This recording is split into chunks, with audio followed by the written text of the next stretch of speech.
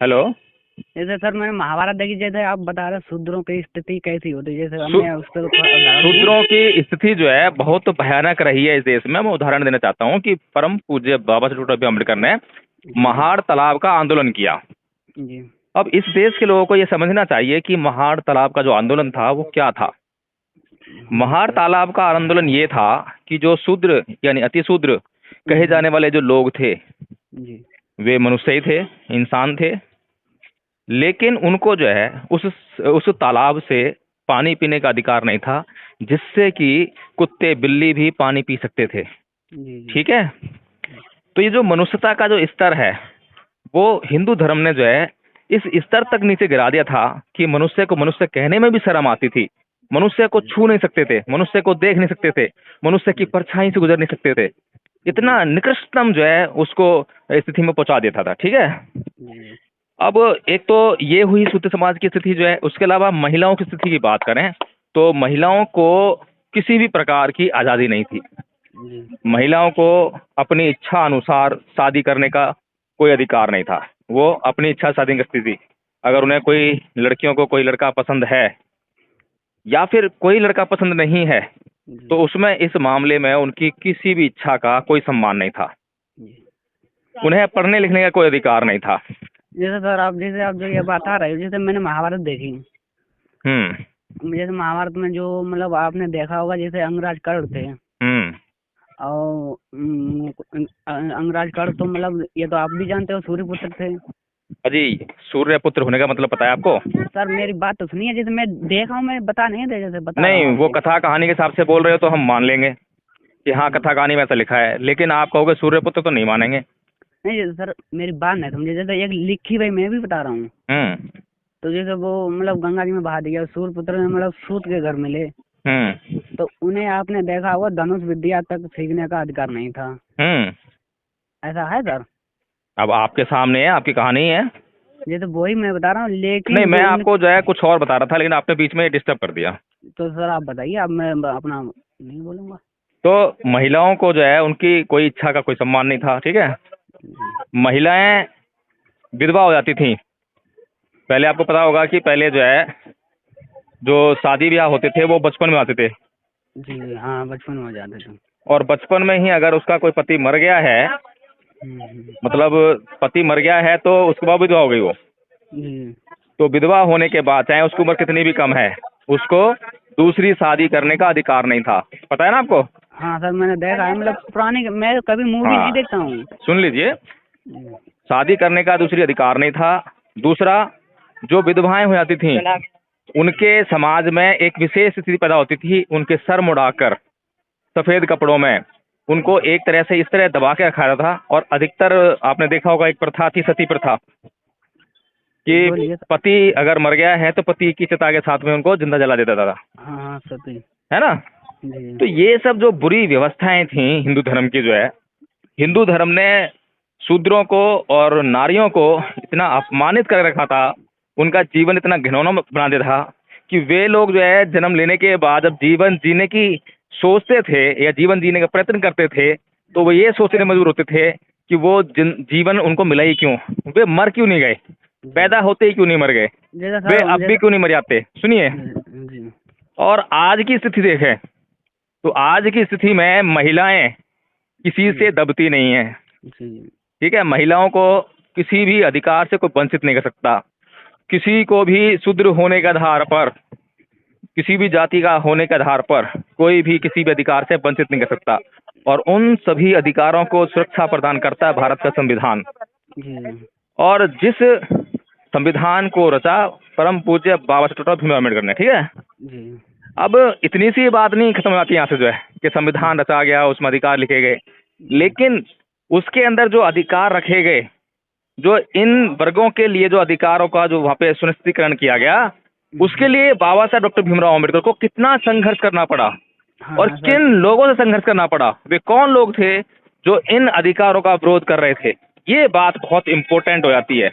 जी जैसे बाबा साहब की, जैसे मैंने, जैसे मेरे पास कोई किताब वगैरह नहीं है, जैसे मैं यूट्यूब फेसबुक पे मतलब गूगल वूगल खोजना, बाबा साहब जो पहले थे, तो इन्होंने पहले जैसे मुस्लिम धर्म अपनाना चाहा, लेकिन उसमें भी मतलब उन्हें मिस्टेक लगी, देखिए फिर उन्होंने ईसाई धर्म अपनाना चाहा। देखिए ईसाई धर्म भी अतुल नहीं यादव जी, अपनाया। जी अतुल जी यादव जी, आप बिल्कुल ठीक कह रहे हैं।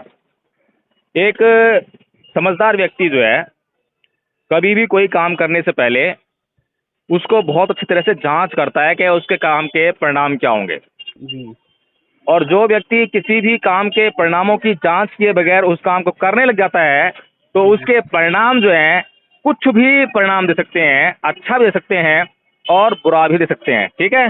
जी इस संसार में बहुत से लोगों ने धर्म परिवर्तन किया, जी लेकिन उनके धर्म परिवर्तन का क्या इफेक्ट हुआ? क्या उनके धर्म परिवर्तन से उनकी दिशा सुधर गई?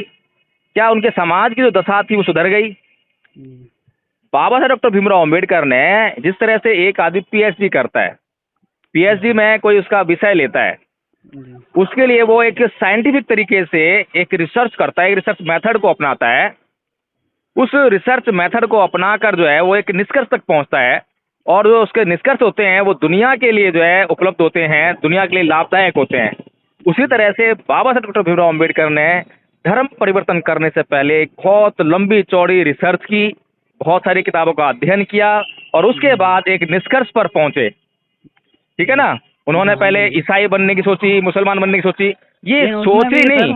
हाँ नहीं मतलब उन्हें अपनाना चाहा, लेकिन उनमें भी उन्हें बहुत मतलब दो धर्मों का लगा। उन्होंने पहले सनातन धर्म में ये हाँ अपनाया, फिर उन्हें बौद्ध धर्म उन्हें अच्छा लगा। मतलब जी। उसमें किसी भी तो धर्म का सम्मान मतलब मैं वो नहीं था, मैं इसलिए। आपसे जो है बाबा साहब डॉक्टर भीमराव अम्बेडकर की पूजा क्यों करनी चाहिए और किसे करनी चाहिए, मैं इस विषय पर था जो कि बीच में थोड़ा अटक गई बात। अटक गया। मैं सर यही पूछना चाहता हूँ, यही लिए मैंने आपसे कॉल भी की। तो बाबा साहब डॉक्टर भीमराव अम्बेडकर ने जिन लोगों के लिए काम किया, यानी कि इस देश की किसी भी महिला के लिए और इस देश के पूरे शूद्र समाज के लिए वो काम किया है, वो अधिकार दिलाए हैं जिससे कि उनके घर में उनकी मूर्ति होनी चाहिए, उनकी तस्वीरें होनी चाहिए और उसकी जो है उनको पूजा करनी चाहिए।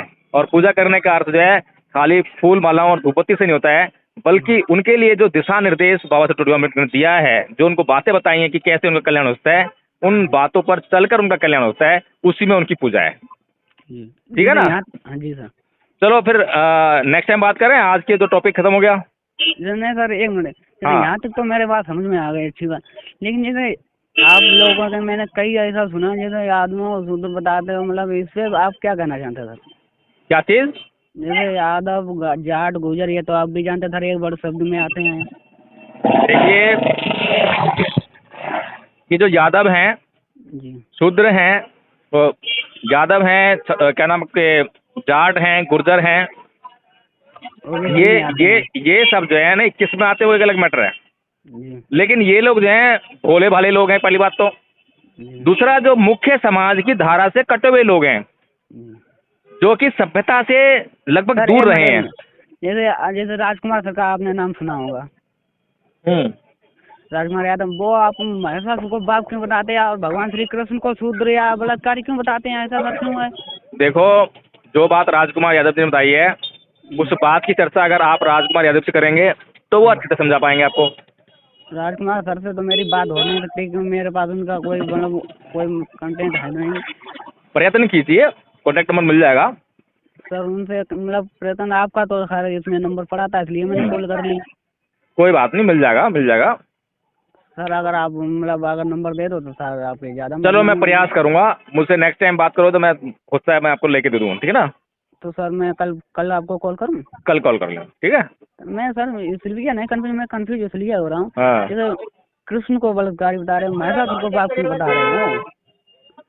अगर देखो, मैं अपनाना यही है तो बता रहा बुद्ध था कि गुर्जर जाट यादव जो है समाज जो है, समाज की मुख्य धारा से सभ्यता से दूर रहे, उनको जंगलों में जीवन जीना पड़ा, उनकी शिक्षा दीक्षा नहीं हो पाई, जिसकी वजह से उनका जो जंगलीपन जो था उनके अंदर जो है, जिसे वो मतलब कहें कि वो संस्कार, वो चीज़ें उनके अंदर डेवलप नहीं हो पाई जिसके कि वो हकदार थे।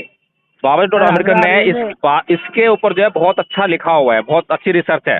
सही है सर। ये आदमियों को तो ऐसे बार, ये आदमियों ने किसी की गुलामी करनी नहीं चाहिए, इसलिए उन्होंने जानवर चुंगाना पसंद किया है।